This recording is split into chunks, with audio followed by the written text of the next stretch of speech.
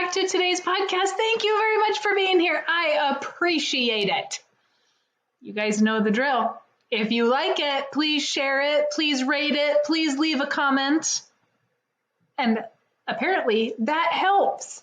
So you're helping everybody else. And then if you share it, they know how crazy you are. Okay, today we have questions, and I've gotten a lot of questions over the last week or so.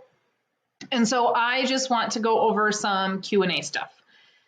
Here is the first one and it's not really a question, but this is what I've seen happening I see it a lot actually, because I work with a lot of small operations, but it's happened more frequently lately. And so I have quite a few people that are calling me, and they are either homesteading, they're starting the homesteading process, or they are just buying their first operation.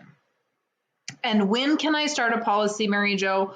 Where do I have to go? Where do I have to begin? All that good stuff. And I love it. You guys know that I absolutely love when people start new operations from scratch. I don't care if you're homesteading. I don't frankly care what the heck it is that you are doing. Big farm, little farm, homesteading, living off the land, living off the grid, more power to you. Okay, so here is the deal though. When you are in that process of buying new, just setting up. So let's say that you are buying an operation or you're homesteading. We don't have a house on there. We don't have sewer, electric. If we're buying an operation with a house, let's just say we're going to buy 20 acres and it's got a house on it, but it has no fencing. It has no water tanks. We do not have a seeder. We don't have a tractor. We do not have the infrastructure that we need to start. Y'all know it's super expensive. It is not that easy. I talked today to a wonderful lady that they bought some land. There's no house on it. They're going to do some hydroponic stuff. They need to buy all the hydroponic stuff. It is expensive to get that started. So if you are going to set up a meeting with me, which I absolutely love hearing about all the ideas, but we have to have the money to do something with the policy. Now, here is kind of the catch-22. We want to start a policy, but when we start a whole life policy for banking purposes, we're losing access to about 70% or about 30% of that money. Okay, we have access to 70, but about 30% of that we're going to lose access to. That 30%, if you have some cash on hand, does that 30% need to be used for a down payment? Does it need to be used for fencing? Does it need to be used for infrastructure, equipment, those sort of things? If it does, I do not want to put it in a policy that then is not going to allow you to start the operation. Okay? So in this example, and it happens a lot, where people call and they want to start their policy, I'm like, but with what? Because we do need that money to buy the tractors, put in the sewer, build the house, put in fencing. So if I take that, then that means we're not producing cash flow as quickly because I took it to put in the policy. So in that instance, maybe something we're going to do is buy some term insurance if you're not insured. If you're already insured, I'm just going to tell you to keep doing what you've been doing. Okay? Because I want you to have the ability to build, create cash flow, and then the cash flow is going to start the new policy. And that might be a year, 2 years, 3 years down the road. I don't know where that's at. But if I start a policy, and a lot of agents will start a policy for you, they are never going to tell somebody, nope, that's not happening. Well, I would much rather see you successful that we can create a policy later than you call me and say, well, Mary Jo, I can't start a policy because we needed to put fencing in. Oh, we needed a tractor. Oh, we needed a post hole digger, whatever, right? Because I truly believe that people that are starting from scratch are underestimating how much money it's going to take to get everything started. And the time and the energy and all the other stuff that goes along with it. Now, if we have a huge lump sum of money, that's totally, completely different. Because yes, then maybe we can start with something. Maybe we want to put money through the policy and buy the tractor through there, buy some of the startup material through there, but we have to have an excess of money. The people that I am seeing don't have any excess of money. They're living paycheck to paycheck. They already have enough debt that most of their income is going to that debt, and they have a plan. I'm not saying it's not going to happen, because it's going to happen. You guys, I am the dreamer of all dreams, and I believe that they will all happen. However, we have to be realistic on what those costs are and what that time frame is going to be. And, it's inflation and everything's going up in price. So why wouldn't this stuff? So make sure that, if you're reading the book, if you're listening to this podcast and you're in that transition period, I call it, we're transitioning from point A to point B and we're going to start this operation.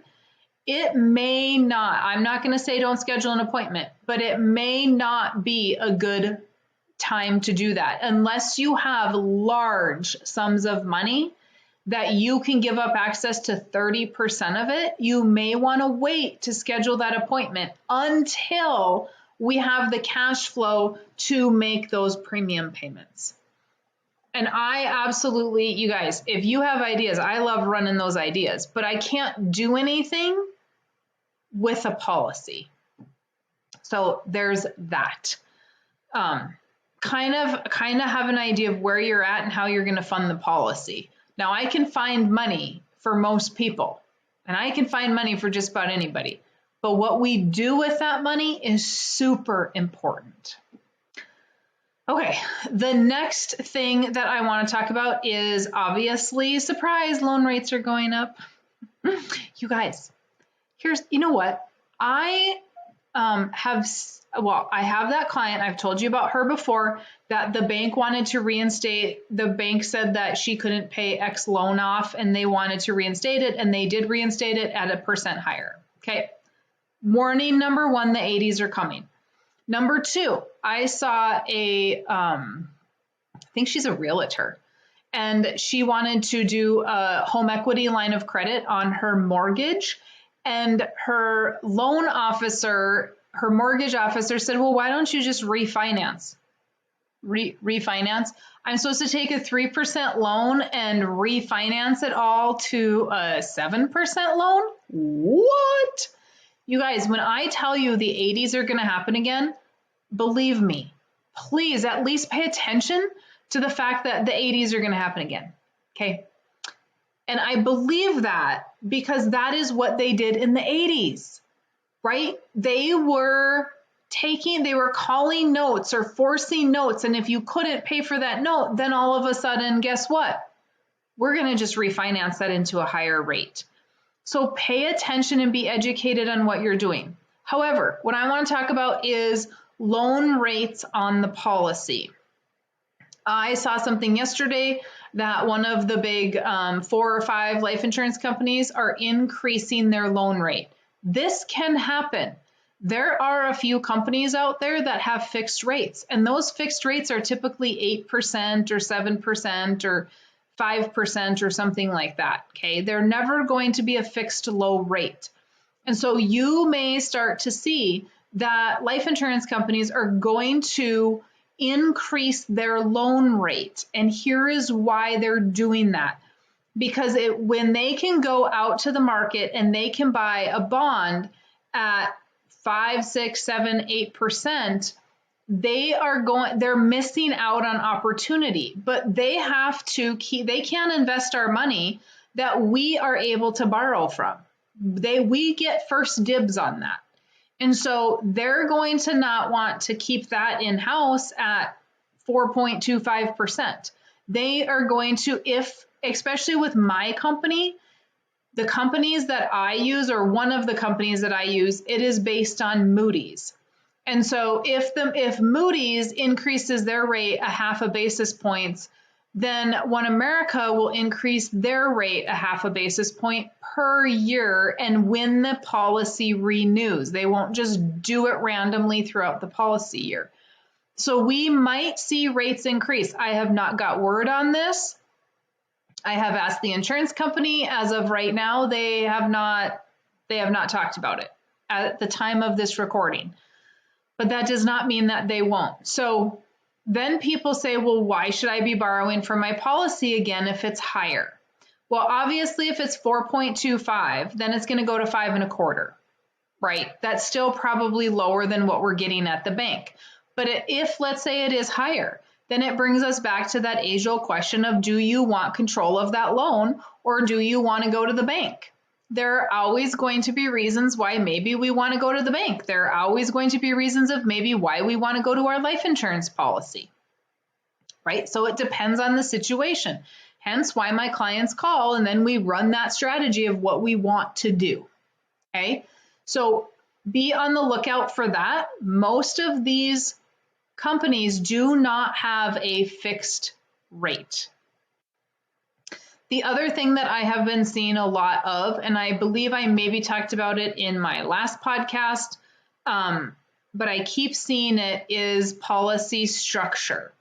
And there are agents out there right now, and there's only 2 companies that will allow what people are calling a 1090. And that just means that they're putting 90% of the premium to cash value. I do not do those. And I do not do them for multiple reasons, because if it was smart to do, I would be doing it. However, I have not seen that it is beneficial to do. And we have to think about what we're doing and how that could affect our insurance company. The insurance companies, out of all the insurance companies, there's only 2 that allow this strategy. And those 2 are being risky. And right now, there's probably not enough for it to matter, but over the lifetime of this company, how risky can they be? Because when we as a client want to, or an insured, we want to put more money to cash value and get it back sooner, we are asking the insurance company to take on a whole bunch of risk. And that risk could get to the point where it is big enough to completely bankrupt a company. So if my companies say, you know what, nope, we're not going to take that risk, I am going to trust them in that. I am not going to say, well, what a horrible company. Keep in mind, these life insurance companies are not in the business of banking. They are in the business of life insurance, and they have to be there for another 121 years. If I write a policy on a newborn today, that policy has to go for 121 years.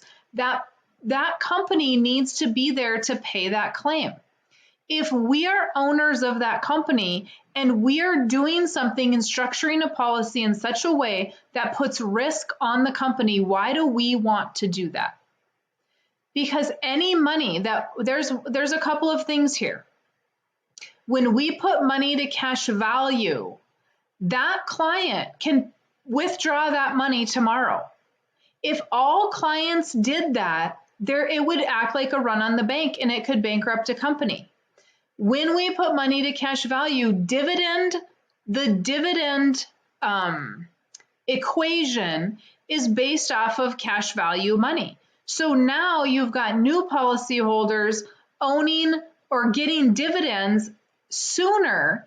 And when the actuaries figured the cost of that product, that was not figured in there with the cost of that product. So now we've got a balance sheet with the insurance company that is going to be off, and they didn't figure that. So when these companies are doing these 90% to cash value policies, that is a large risk on their balance sheet. Because of the what ifs. Okay, so we have to consider I am sorry, but this is when I think of the life insurance companies that I have policies with, I am owner of that company. Yes, in my brain, I am owner of that company. I want to know what's going on financially. I want to know who the CEO is. I want to know how people are treating the company. Are they being useful? Are they not being useful? Are they being conservative? What are they investing in? What does that look like? Because it's my company. And so even if we talk about interest rates, if the insurance company wants to go up 0.5%, okay, by all means, I will pay that because it's my company. I don't care. Now, if the bank wants to go up 0.5%, I do care because who's getting the dividend? Who's getting the profit from that company?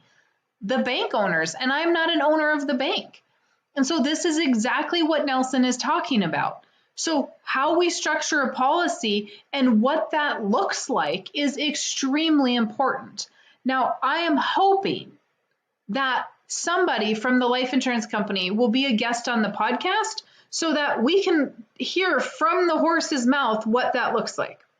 Can they do that? I don't know. So I'm going to ask and we'll see. They all have guidelines they have to meet. I don't have guidelines. So think about all of those things when we are looking at getting a policy. I have seen over and over in the last week that other agents are saying, oh, you need to just structure it this way. You need to structure it this way. And then I come in and ask the client different questions about why do we want it? Is it inheritance? Is it generational wealth? Is it for retirement? What is that being used for? How are we going to fund it? How old are they? Do we have long-term care protection? All those things. And nobody's ever asked him that. They just said, okay, this is how you structure it.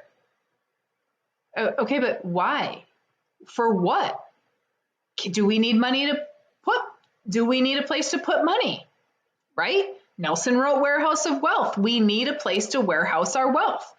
All of those things are so important. And so many people are just so close-minded on this is how it's structured. I got nothing against that kind of a structure if that is what it is meant to be doing. But if it's not, we got to look at that. We got to look at the death benefit. With some of these policies, the death benefit drops off. And then what?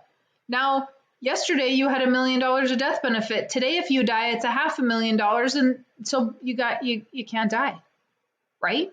Or you should have died yesterday, not today. And when as an agent, when I get a call that somebody passed away, the very first thing that goes through my mind is, oh my gosh, was there a loan on that policy? Please not let there be a loan on that policy. And you guys, I'm telling you to take loans all the time. But when somebody dies, I don't want a loan on that policy. I want them to get all of that money and not have that loan paid off, right? Because our brain is not working the same way when somebody passes away as when we are alive and doing our thing every day. So people are not putting all of that thought into that. So be aware of what you are looking at, what you're reading. Is it right for your situation? Okay, that's it. That's all I got today, my friends. So let me know. Let me know if you have comments, questions, concerns, whatever, maryjo@withoutthebank.com. If you need anything, that's what I'm here for. Otherwise, you have a fantastic rest of your day.